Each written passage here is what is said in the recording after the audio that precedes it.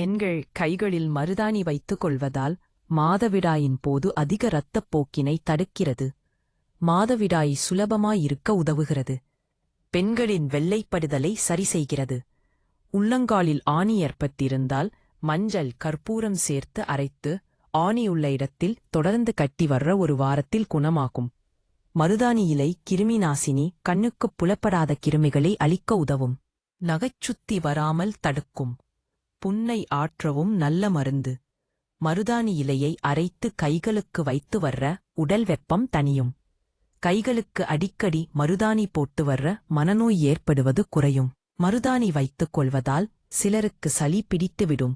இதற்கு மருதாணி இலைகளை அரைக்கும் போது கூடவே சிறிது நொச்சி இலைகளைச் சேர்த்து அரைத்து வைத்துக் கொள்ளலாம். இன்றைய இளைய தலைமுறையினருக்கு உள்ள ஒரு சில பிரச்சனைகளில் இளநரையும் ஒன்று. இதற்கு மருதாணியை அரைத்து தலைக்கு தேய்த்து வந்தால் இயற்கை முறையில் எளிதாக தீர்வு காணலாம்.